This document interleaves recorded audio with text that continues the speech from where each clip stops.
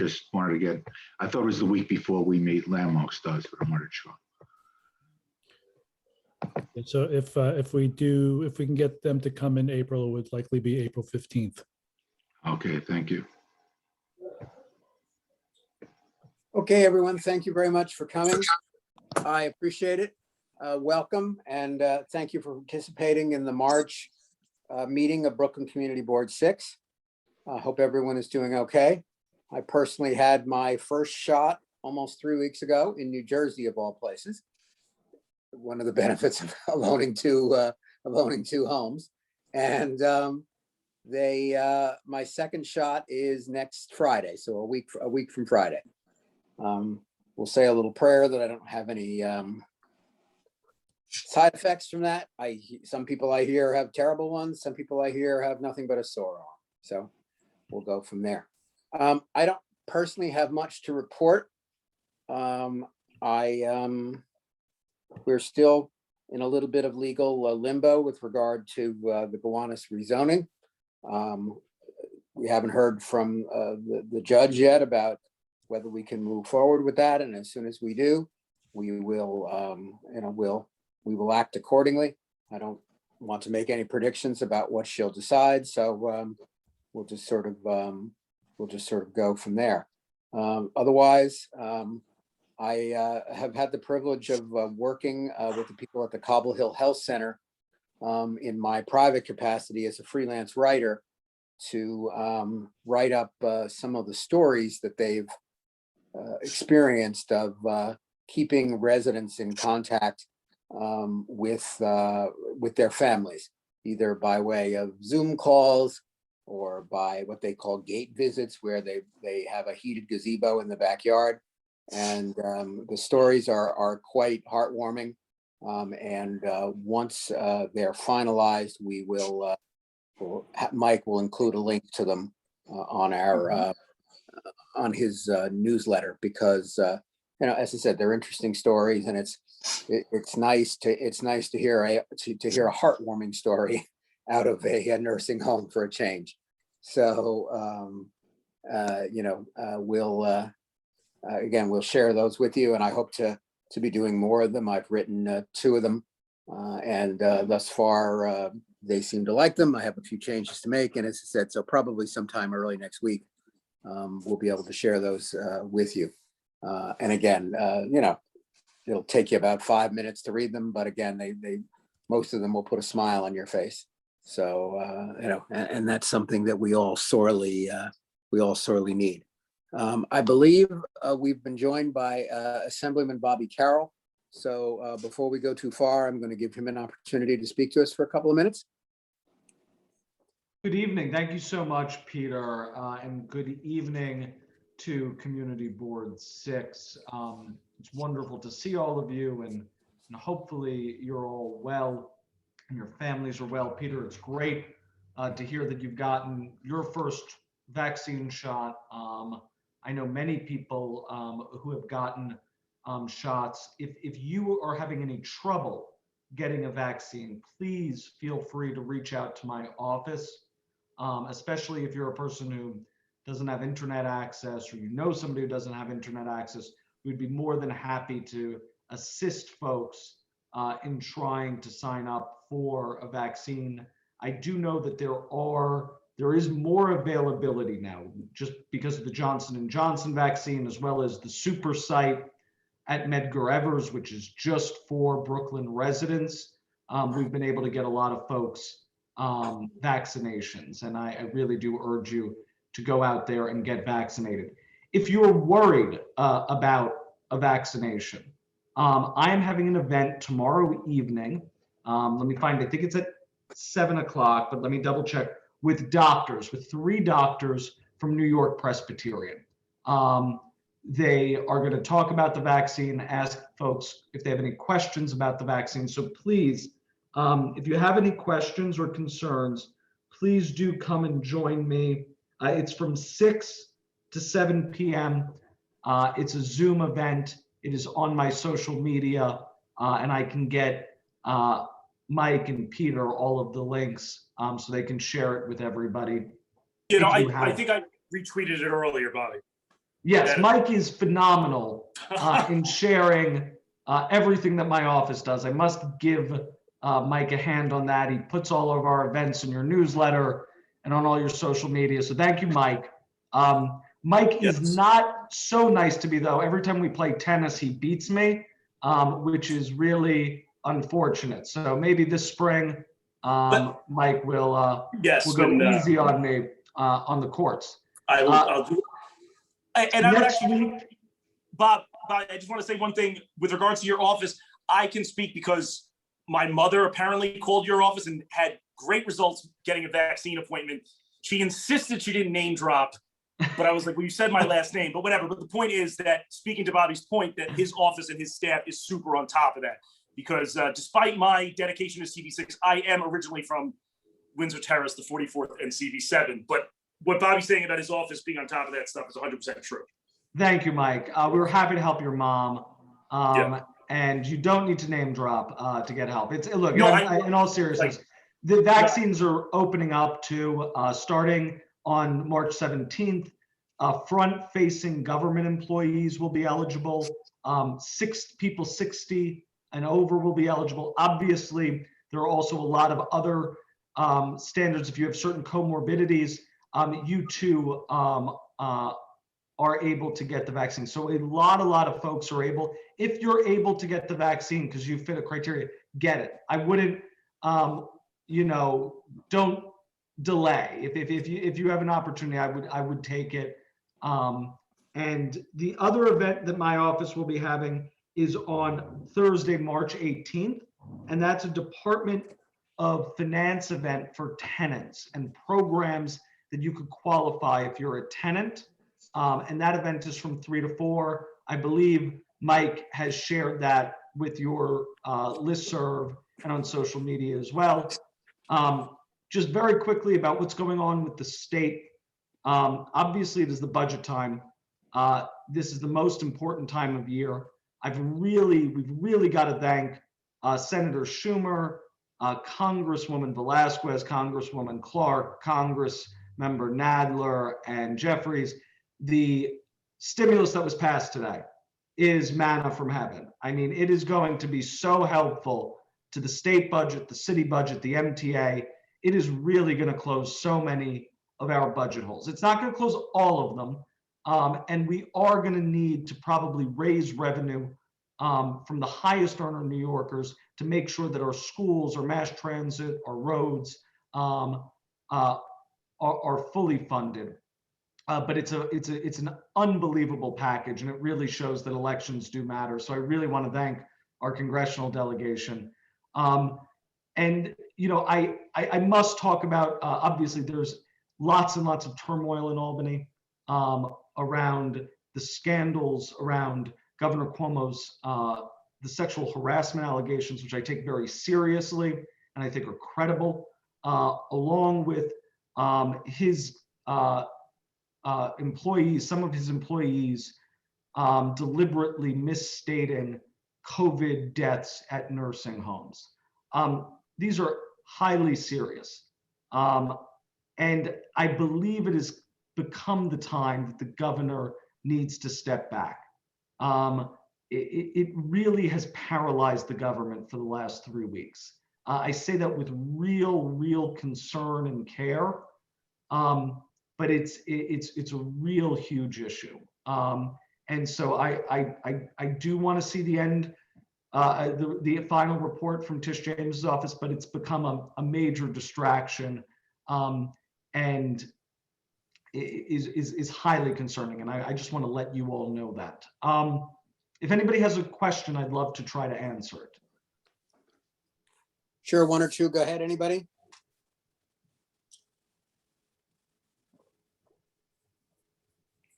Hearing none, thank you very much, Assemblyman. Thank you. Have a great evening, everyone. Thanks. So let's move on with our agenda. Can I have a motion, please, to approve the minutes? Motion by Hildegard, second by Seconded. Suzanne. All those in favor or anybody who's against, please note so in the chat and say whether it's for cause or not, although I'm not sure you can do that for cause. Anybody who's against, please note it in the chat. if they were absent. Yeah. Okay, hearing none, the minutes are approved. As I said,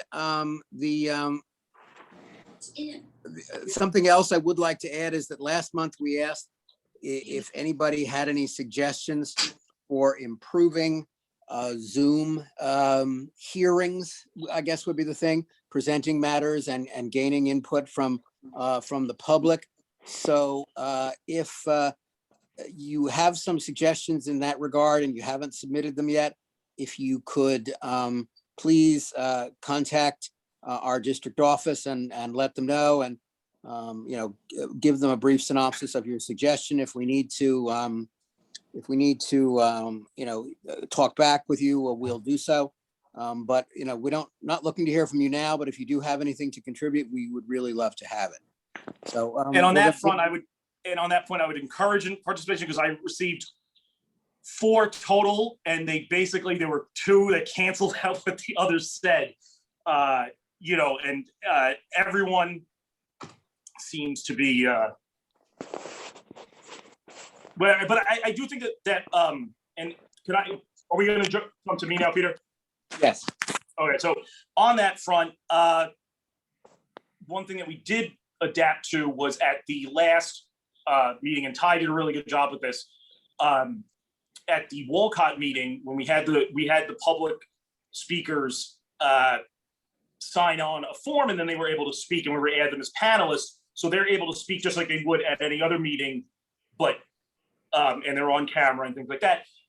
And I believe, and I'm doing this on my iPad, so I can't see everything in the chat, but I believe Ty just put the document we created earlier for if you want to sign up for community session towards the back end of the meeting, that's there. But I know that last time people or in various instances people have signed up and they say, well, I don't want to be on camera. So, but on that, you will be on camera like you would if we were in person and you were speaking at the end of the meeting and saying like, hello, this is what's happening and this is something that I'd like to address. But I just wanted to say that as Bobby referenced, he has that event tomorrow, but I'm keeping everyone as much I can in the loop with regards to vaccinations and other things and other community type events. If you want me to share something like a community event, like I know today that the Redwood Park Conservancy sent me stuff from New Yorkers for the Playfair Coalition, which we had been a member of, I think, or technically still are, and I think Glenn could clarify that, but I'm not. Either way, if you want me to include something like that, I'm happy to. Things of that nature, and that's basically all I've got. And if you want, if you're here, but you're not on our newsletter list, feel free to text BKCV6 to 22828, or just send me an email, mike@bkcv6.org, and say add me to the list. And that's that. And I will clarify what you just said, Mike. We did not sign on as a member organization for the Playfair campaign. Mm-hmm. There was some hesitance about sort of joining an organization and not having part of the control. fiscal year specifically, right? Well, like exactly. The funding. Yeah. Okay. We supported their ask for that fiscal year. Gotcha. Thank you very much. We do have a couple of motions to talk about tonight. The first one is from Economic Waterfront Community Development and Housing, and I believe that Ariel Krasnow is going to present that. Hi, can you hear me? Yes. Okay. At our February meeting, Dan Wiley came to present a bill that was actually introduced by Congresswoman Velasquez in February, I believe, and that was to authorize additional monies, emergency monies for Public Housing Campaign Fund, and commonly known as the Public Housing Emergency Response Act. I think it's in the chat, so people can open up and look at the actual bill, HR 235.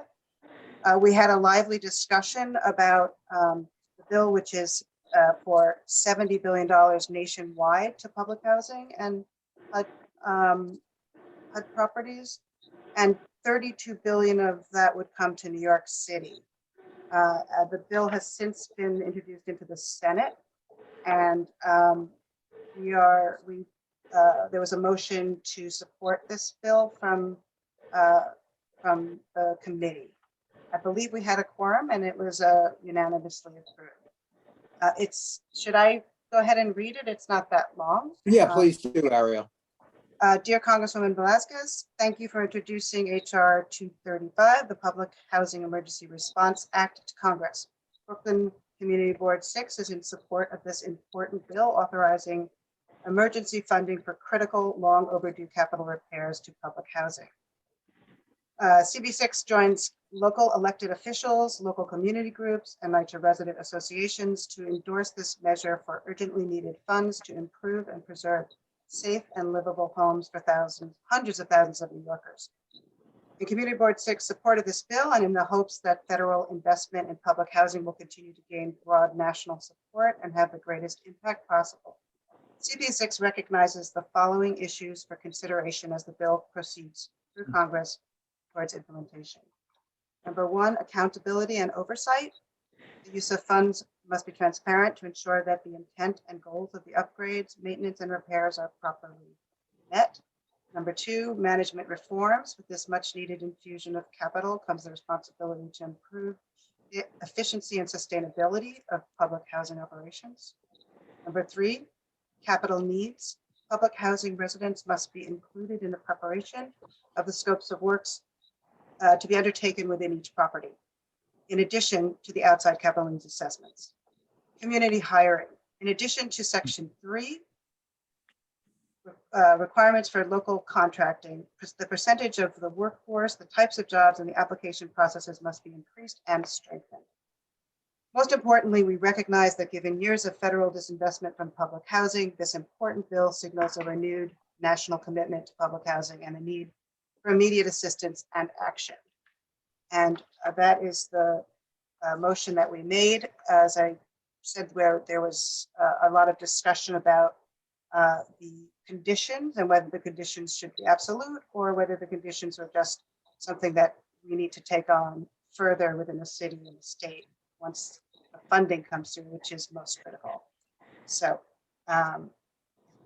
that's the motion. Is there Any discussion on that motion? a discussion on the motion?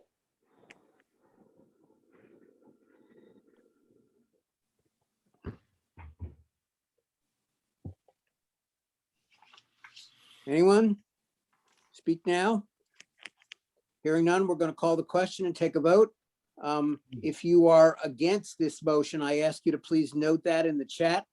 Otherwise, we're going to assume that you're in favor of it.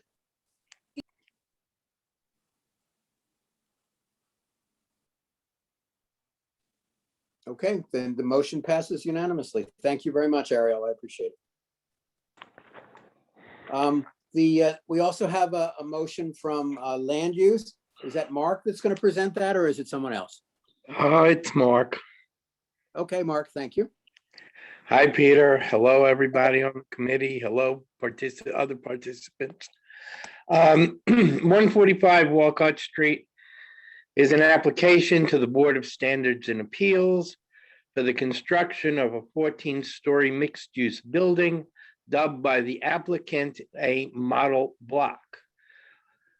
We heard from the community members who opposed the application as contrary to current policy to leave the IBZ, industrial business zone, manufacturing zoning, and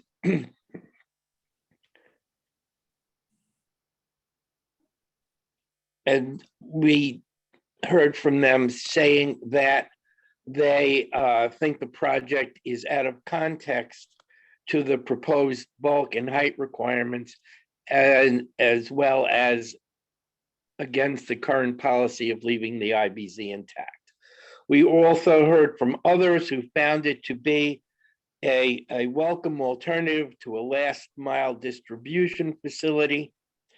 We heard from others who said we shouldn't have to choose between last mile distribution facilities and a 14-story building, even a mixed use building.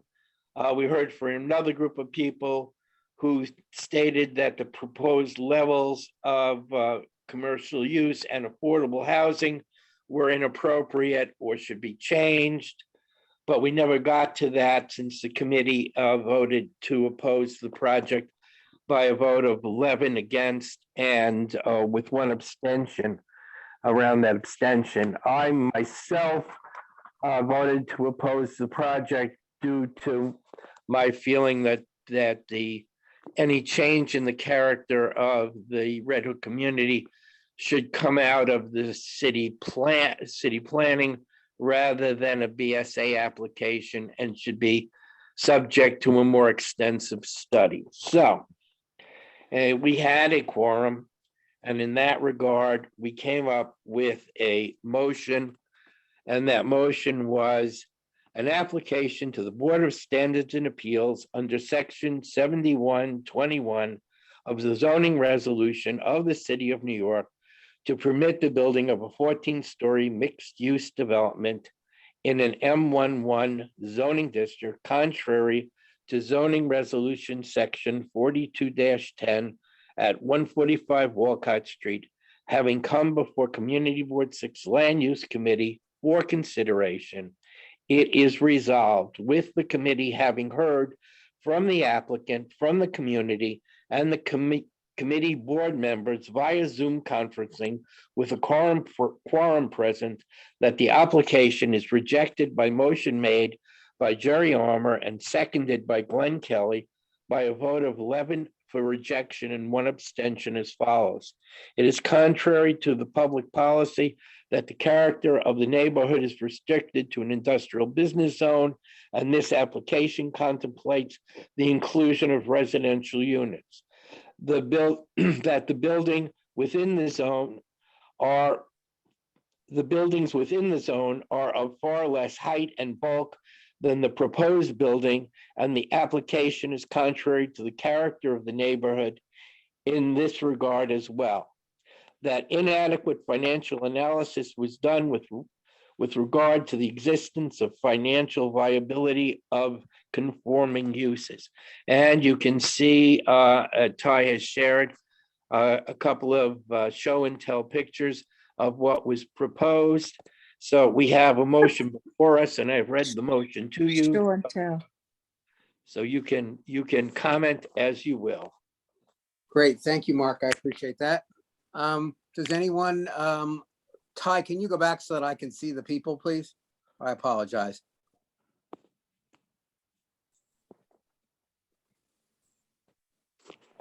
So does anyone wish to comment on this before we vote? Wave your hands a little bit or speak up. Remember to unmute yourself. Yep. Okay. Anyone?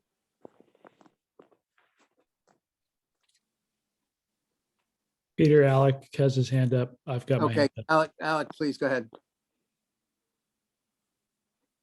Thank you, Peter. Well, I just wanted to say there are elements of this plan to like, that I like quite a bit. And I spent a lot of time reading the applicant's materials, which are very long.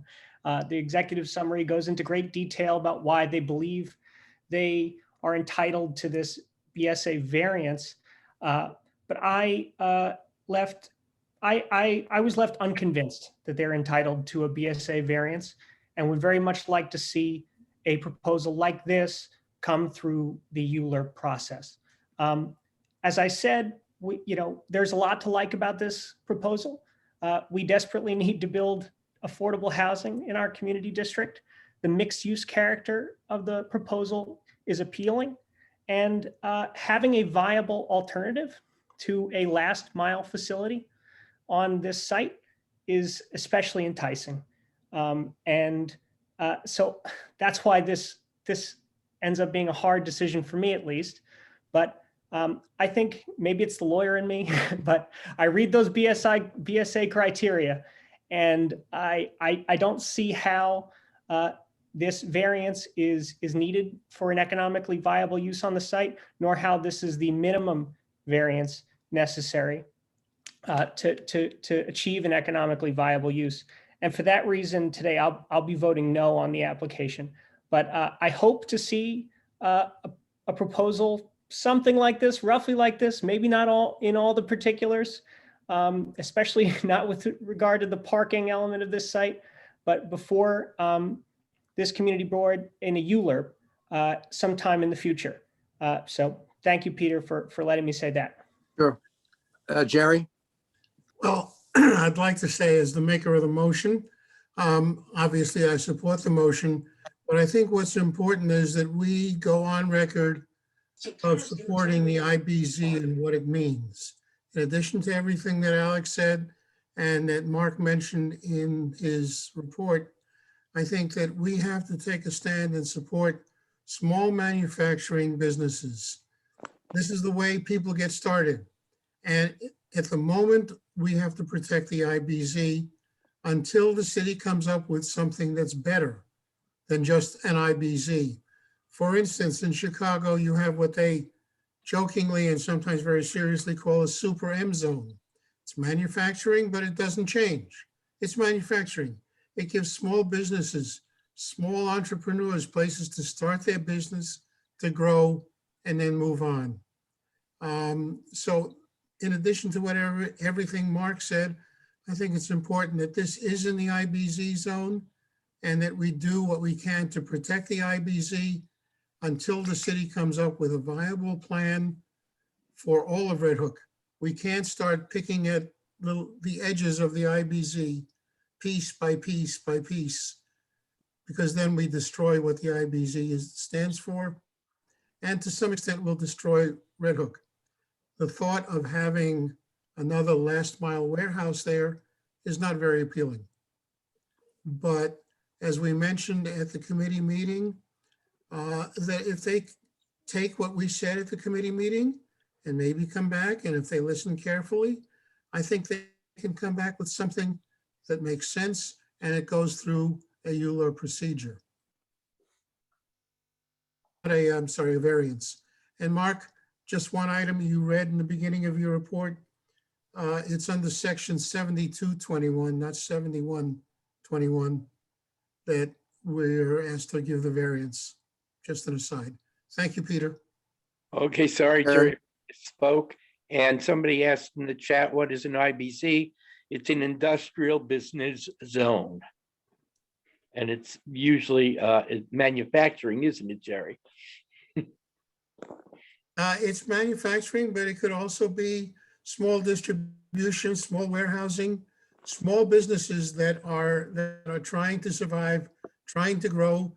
Some of them may have been around for a while. Some of them may be just starting. But in this case, the IBZ that goes in Red Hook and Sunset, great way for small businesses to incubate and grow, or maybe not grow, but to stay in business and provide jobs that we desperately need. Thanks, Jerry. Just a reminder that only members of the community board can speak during this portion of the meeting. We do have a section later when members of the public can speak for up to 3 minutes, but for now, we're only looking to hear from members of the community board. David, did you have your hand up? You have to unmute yourself. Sorry, Eric had his hand up for me, so let Eric go first. Dave, you can go first if you want. You sure? All right. Yeah. All right, thank you. So a couple things here. I agree with both what Jerry just said and what Alex said. And my concern really with the project was this. I like the idea of the model block. I think it should come through sort of a planning overview rather than just have one model block that's in the middle of an industrial area. I'm also concerned about process here. The applicant made a point at the beginning of the presentation at our meeting that they had reached out to the community. And I think, Mark, you pointed out that this was the first time we were hearing about the project. And interestingly, the applicant reached out to me today to talk about it. I told him I would talk to him about it after tonight's meeting and next week. So I just think it was not well done in terms of process. I think the project is interesting. I'd like to see this as not just a single block solution, but a multi-block solution that addresses housing, manufacturing, and really integrates itself with the community. I just didn't see that in this plan, which is why, and the process issue bothered me, so that's why I voted against it. Thanks, David. Just before we go on, somebody mentioned that there are people here impersonating other people. Not a cool thing to do, so I'm going to discourage that, and if we find you out, we're going to eliminate you from this meeting. But Eric, can you go ahead, and then we'll go to Victoria. Yeah, thank you, Peter. I wanted to echo a lot of what Alec said. I think I largely agree with his point of view. I do think there's a lot to recommend this project.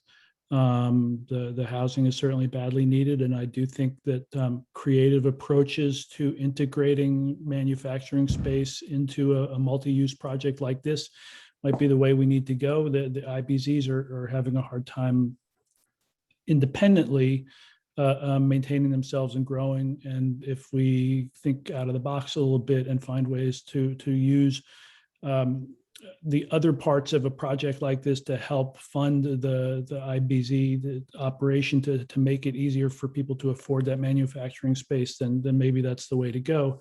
I will support the motion to disapprove for a number of reasons, but one of those for me, and probably unsurprising to most of you, is that I can't support a project that would create 310 parking spaces, which I think is excessive.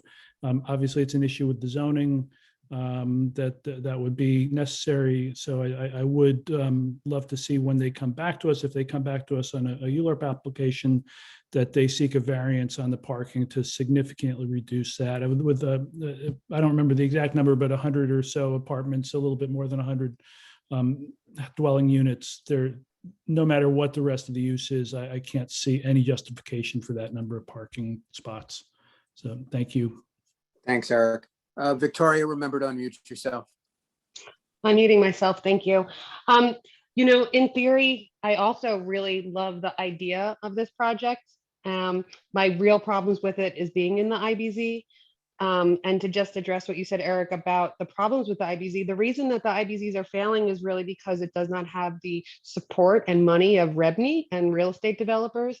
They don't want IBZs to succeed. They want them to fail so that they can rezone them for housing, in my opinion, and residential. And I would totally support this project if it was not within the IBZ, but considering we've lost more than 30% of our manufacturing in New York City, combined between the Bloomberg administration and de Blasio, we've already rezoned so many spaces only for working. We're never going to take a residential neighborhood and turn it back to manufacturing or commercial district. Just has never happened in New York City history. And with the way things are going, I don't see it ever happening. So in theory, I like this project. I don't like the location within the IBZ, and I think continuing to undermine the integrity of the IBZ and instead of finding ways to bolster it is just a slap in the face to any entrepreneur trying to thrive here in New York, because it just is really not. All we're doing is saying is the only value here is residential housing, and that should not be what small businesses and manufacturers hear from New Yorkers. And so, as a Red Hook resident down the block from this, I really just cannot, and it doesn't meet the 5 conditions. So I just want to, say that. Thank you, Victoria. Leroy? I guess I was going to say exactly what everybody else was saying.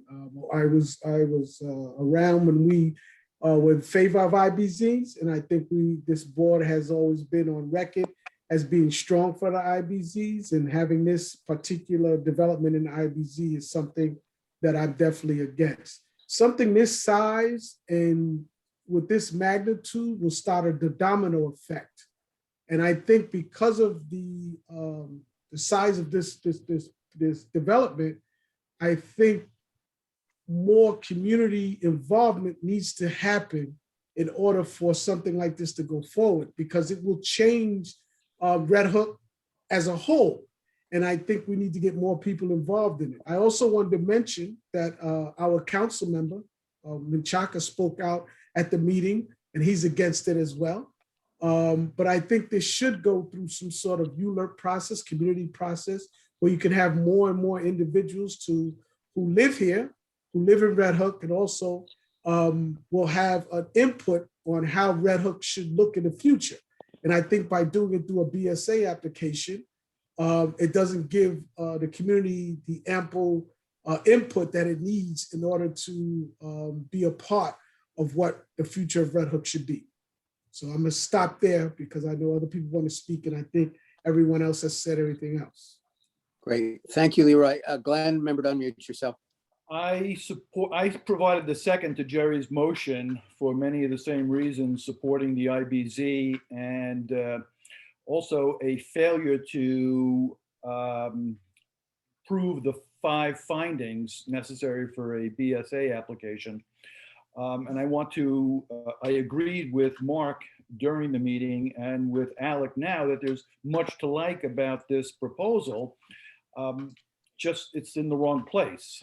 If this was proposed for between 3rd and 4th Avenue in Gowanus, this is the mixed use that the community is hoping for to try to retain some of the Gowanus character. Couple of problems with it. You know, the 130% AMI is not really affordable housing. It's just below market. And yeah, there's room for improvement, but there is much to like. Thank you. Thanks, Glenn. Hildegard, remember to unmute. Thanks. So would it be possible for us to ask the proposer to take this back and, redo it before we talk about it again?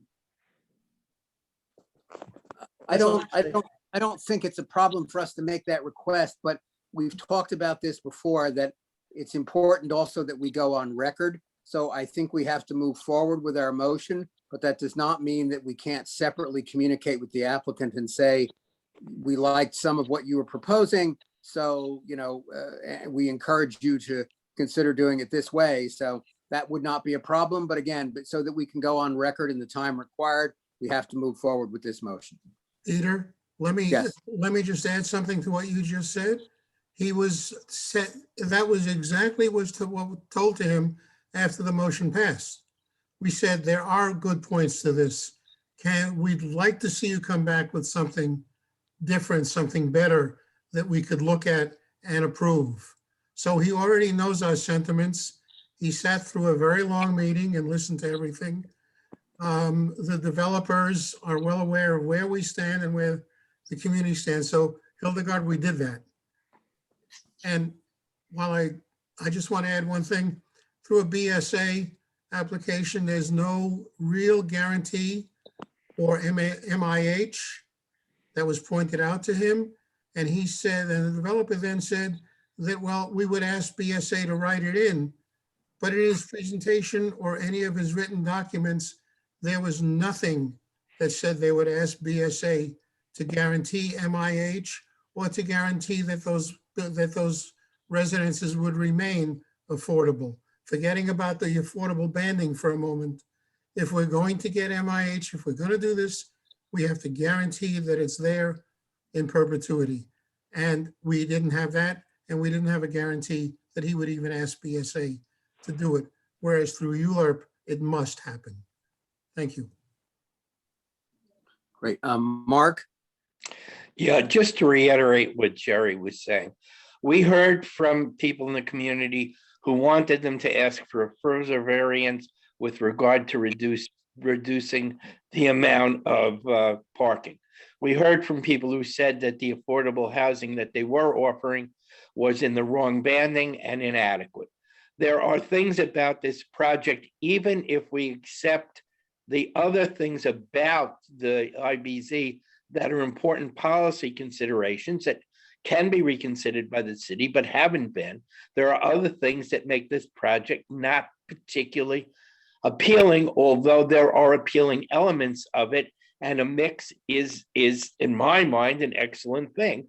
But this project, I don't think meets the criteria for a BSA application, nor does it meet my criteria for what would be approved by me on a ULURP. So anyway, enough. Thank you. Anybody else? Gary, did you have something else to say or no? No, okay. All right. I did have a question, Peter. This is Rick. Yes.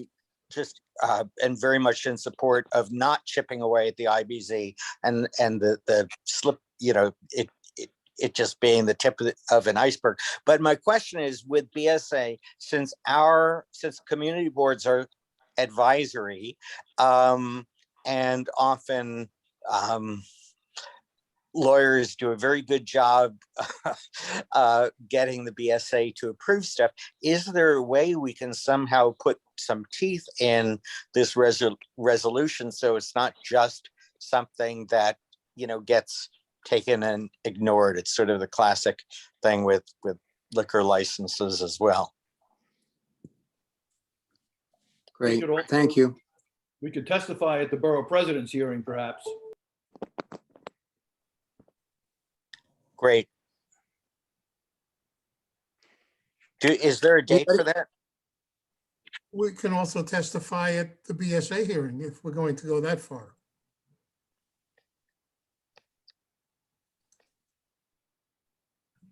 Great. No, Anybody we don't else have, guys, we don't have a date for that yet. They are expected to go at some point in May.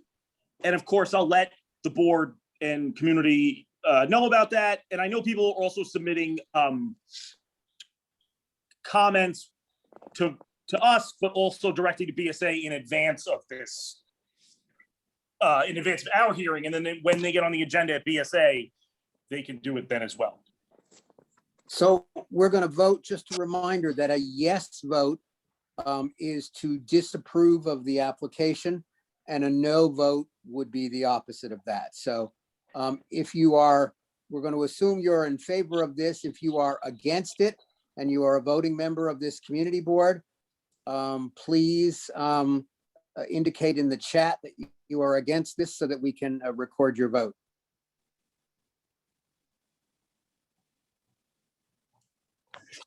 I'm sorry, Peter, can you be clear? Are we voting in favor or against? How are we raising? Yes, if you vote yes, you are voting to disapprove this application.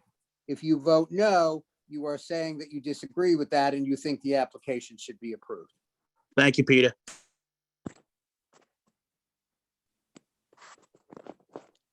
So again, we're presuming that your vote is yes. If you wish to vote no and say that you like this application, you need to please indicate so in the chat.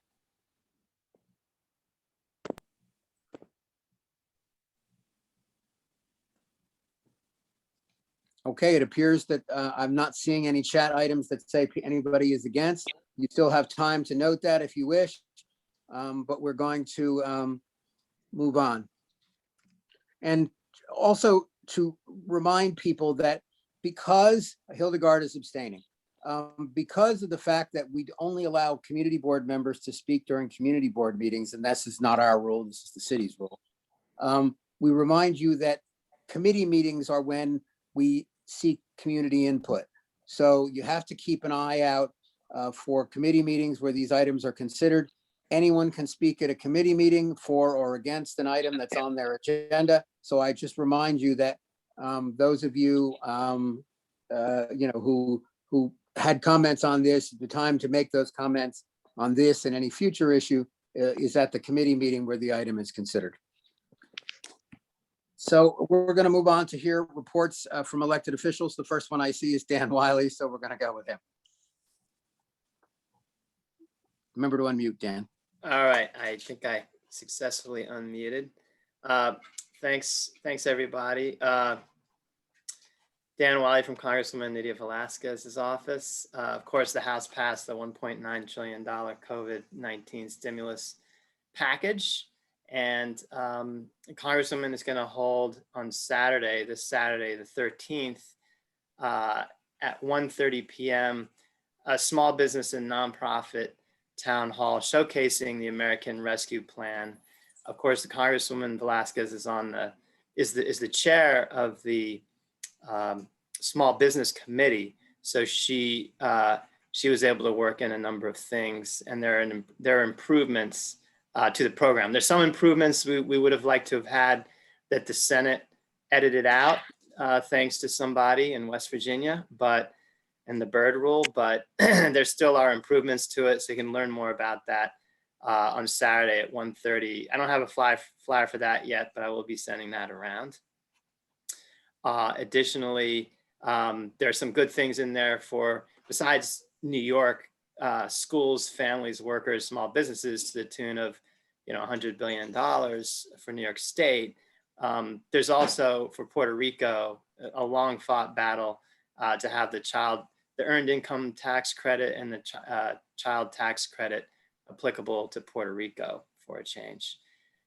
Also, the Congresswoman joined her local council elected officials in writing our new DOT commissioner, asking for signal timing changes and long-term improvements at the intersection of Hamilton Avenue and Court Street, where there was that terrible death from a collision on February 24th. That letter is led by our esteemed Councilman Menchaca and Brad Lander, and also joined by Senator Bridgeport and Congressman Velasquez and Joanne Simon and Inez Mitanis, I'm sorry. Also,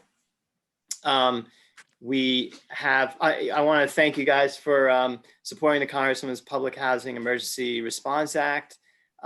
Just note that Elizabeth Warren's in concurrence with you. So the senator last week introduced the Congresswoman's bill on the Senate side, and it has a good slew of co-sponsors, including Senators Bernie Sanders and Kirsten Gillibrand, Cory Booker, and a number of others.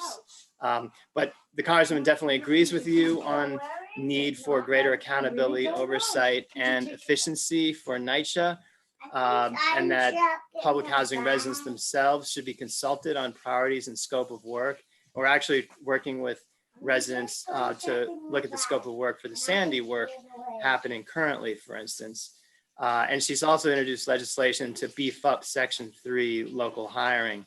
But I would point out that as one of the results of the 2019 settlement agreement with HUD, that NYCHA has just come out this week with a transformation plan to begin implementation and testing of how they do organizational changes to better serve residents. And I've gone over it with them, and we are encouraging them to also put in more mechanisms for better resident engagement. Additionally, we have an event. I have a flyer behind me. It's Congressman Velasquez South Brooklyn Town Hall Community Safety and Response to Gun Violence. It's a follow-up to the meeting that we had done with local elected officials and the local commanders and tenant leaders and Red Hook Community Justice Center just before Christmas Eve, after there was that slew of shootings. So this one is open to the public. It will be Zoom again. It will also again include the NYCHA resident leaders, TA presidents. I see Ms. Frances Brown is here, and she participated then and is part of this. And my son is participating.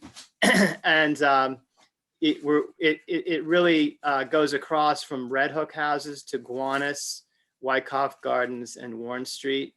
And we're involving the PSA 1, the 76, the 78, the 84th precincts, and their community councils, Mayor's Office of Criminal Justice, DA's office, local elected officials, to find ways that we could work together to address gun violence and achieve prevention and response efforts that we need now. So those are some of the things we're involved in. And also on the last mile delivery question, I just want to emphasize, we still want to see, we are with you in pushing to try to see some kind of expert panel or study to look at alternatives on the truck routes. Now I'm going to attend to my 3-year-old. So thank you, everybody. Thanks, Dan. We also have a representative of Councilmember Brad Lander here. Please remember to unmute. Great. My name is Nicole. I'm with Councilmember Brad Lander's office. A couple of things I wanted to talk to you all about. I'm going to drop all the links that I'm going to be referencing right now, along with my email, so you can reach out to me whenever. First thing, as Dan mentioned, there was that hit and run on Hamilton and Court about 2 weeks ago. The victim, Amorn Horton, a 31-year-old resident of Red Hook. So we set up a GoFundMe with Red Hook Relief, and they're still trying to raise funds. We've been able to raise over $4,000, but they do have a goal of $20,000. So if you're able to, please consider donating at the link in the chat. And if anyone has any other ways they'd like to support the family, please feel free to reach out to me because I've been in regular communication with them. The second thing is I wanted to talk about an initiative we helped launch with the Neighbor Network to help with scheduling vaccines for seniors. Our office has scheduled so far on our own over 130 or so appointments so far, but we wanted to scale up with volunteers. So if you're interested in helping out, we're actually having a phone bank next week where we'll be training you and having you call seniors in under-vaccinated neighborhoods, likely in central Brooklyn, to see if they need help with vaccine scheduling, and then they'll be matched with someone to help do the actual scheduling. If you'd rather not phone bank and you're more interested in doing the actual scheduling, we also have a program for that. So feel free to open that mobilize link in the chat, reach out to that email that's listed there, Felicia at Neighbor Network, and indicate your interest in future trainings on that end. And finally, we are redirecting our Fresh Direct bag program. Thanks to the help of many of you in the community, we've collected over 50,000 bags and are now transitioning that effort because Fresh Direct now has its own bag collection program. So many of you have been dropping them off directly to Brad's house. You no longer have to do that. And the new locations are now in the chat. So that's all on my end. Thank you everyone for this time to speak. And I hope as folks are getting more vaccinated and the weather gets warmer, that everyone's feeling a little bit more hopeful. That's all. Thank you. We have Donna from Joanne Simon's office. Hi, everybody. Thank you so much for having me. Joanne sends you her best. The entire office sends you our best. We want to say Happy Women's History Month.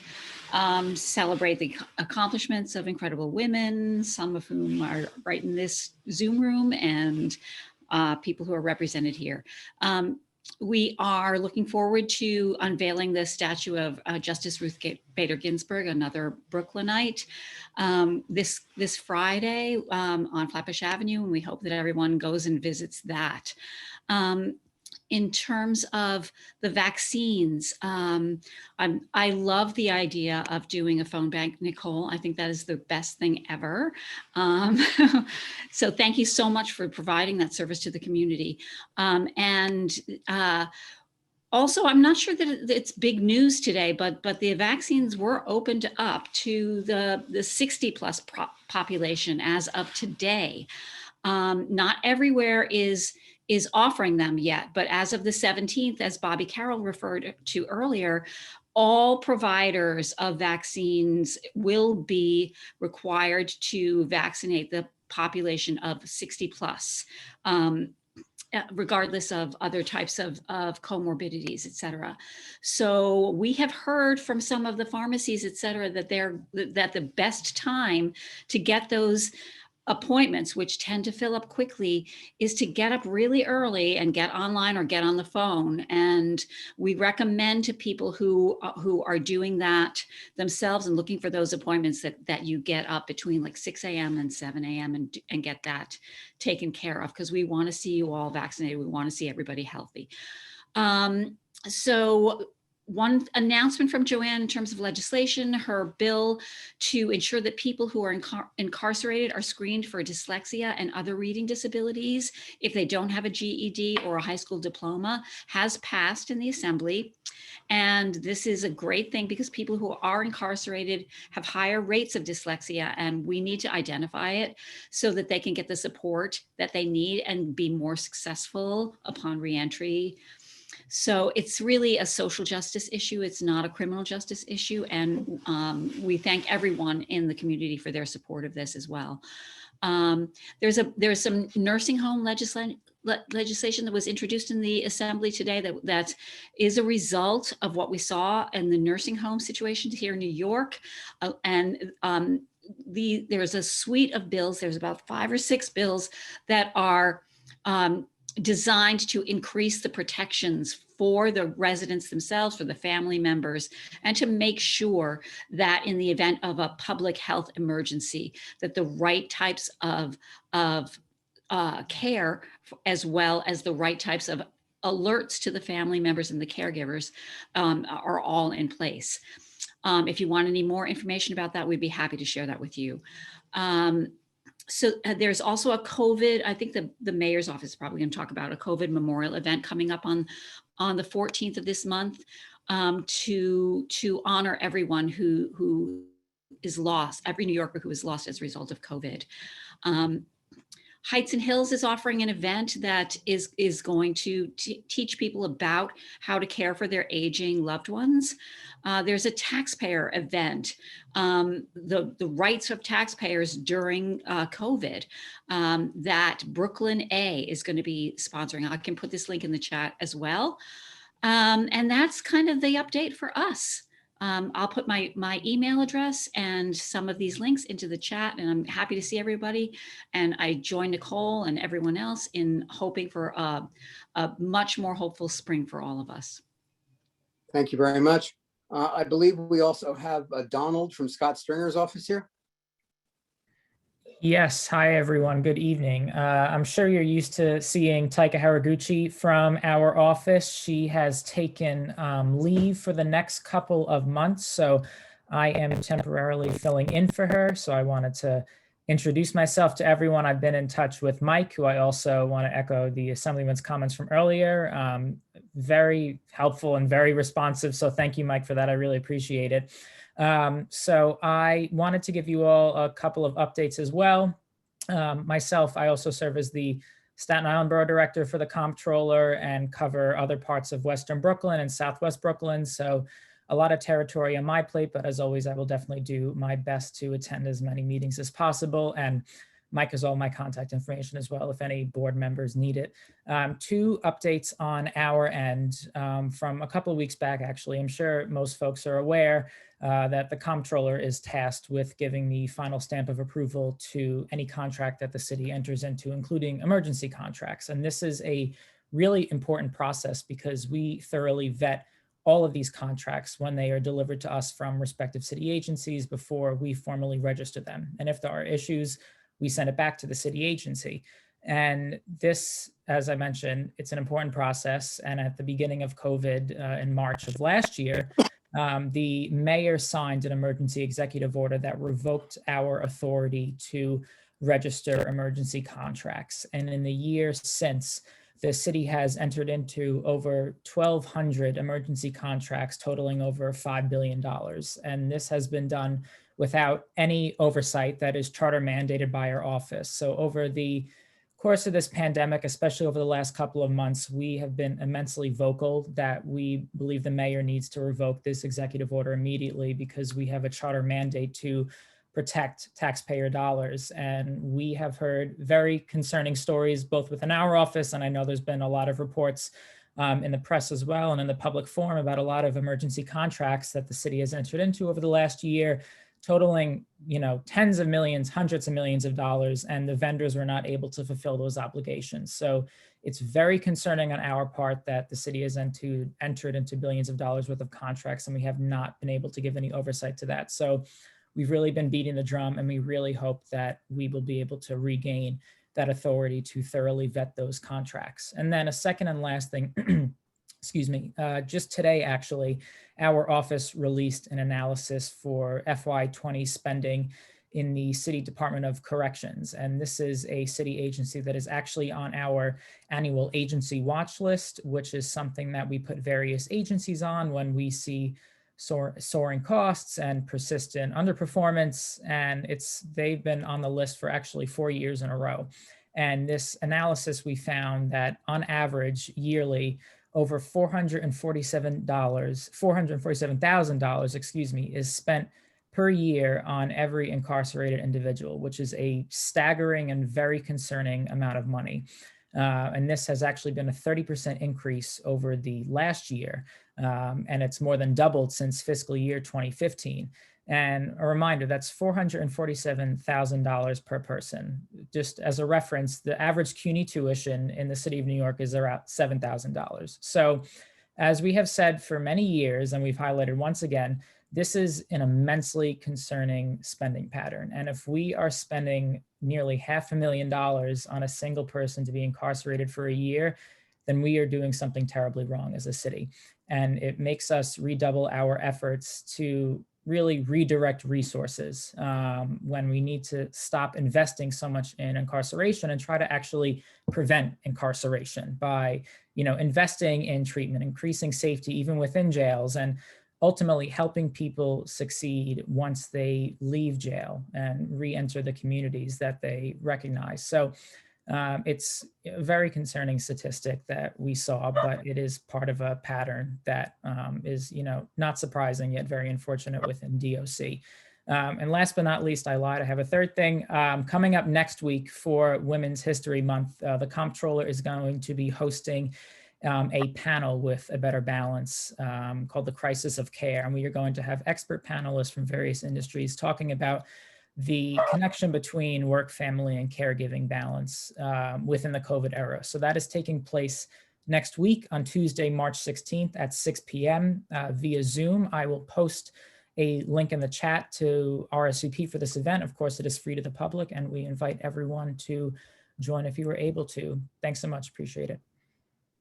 All right, is there any other representative of elected officials that we missed? Hi, how are you doing? I'm Andra Stanley. I'm Committee Director and Counsel for Senator Kavanaugh.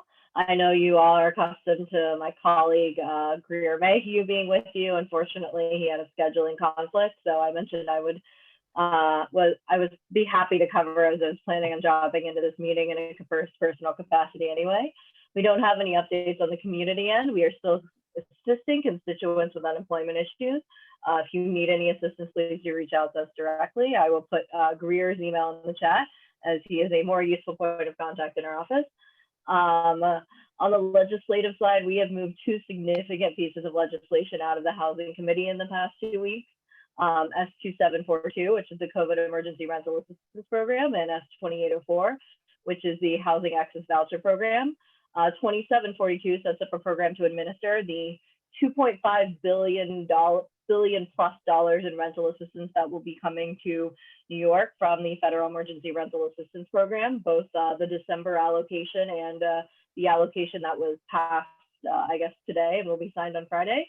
The Housing Access Voucher Program is a new long-term housing rental assistance voucher for those experiencing homelessness or at imminent risk of homelessness.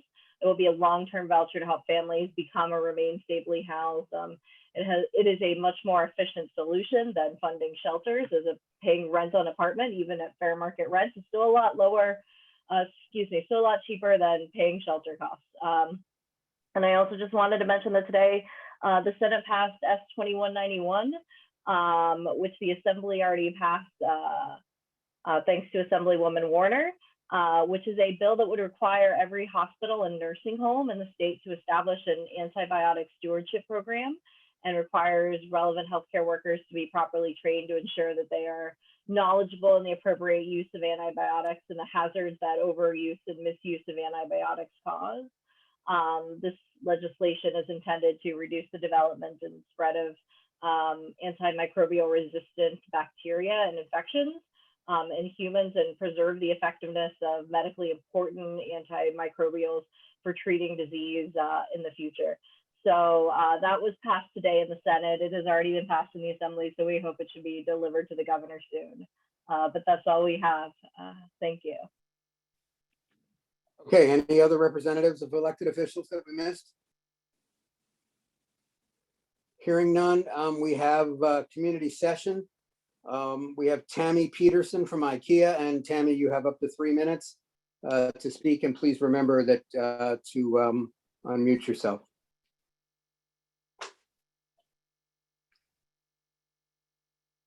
Tammy still here? I just unmuted her. Yes, can you hear me? Yes. Yes, hi. I just wanted to introduce myself. I'm Tammy Peterson from IKEA Brooklyn. communications and events specialist here. I work with Lorna Montalvo, who a number of you probably know and have worked with, and I just wanted to introduce myself here. I did serve as a local counselor in Frenchtown, New Jersey for the past 3 years, so I do have some familiarity with local government and meetings like this, but just wanted to say hello. And I may be popping into different committee meetings and so on. So looking forward to seeing you there and in person once we get done with this virus here. So thank you. I used to go camping in Frenchtown, New Jersey when I was a Boy Scout 50 some years ago. Anyway, neither here nor there. Is there anyone else that wishes to speak at community session?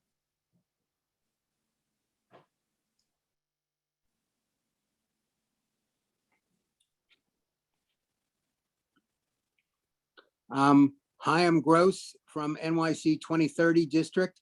Ty, can you unmute him?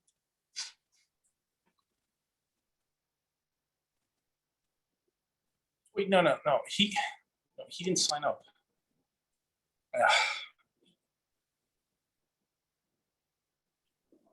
You can't unmute him, we'll have to skip it, but. Hey, Chaim, I assume Chaim is here to speak on, because he presented to our Environmental Protection Committee a few months ago with regards to, I know that his organization is working with the Borough President's Office and Heat Cool Brooklyn in Community Districts 2 and 6. And I think they have an event coming up. This is me just guessing here, but I think they have an event coming up next week because I had it in the newsletter. Oh yeah, he's talking about weapons. So, yeah. Okay. Anybody else, a member, have any new business that they wish to raise?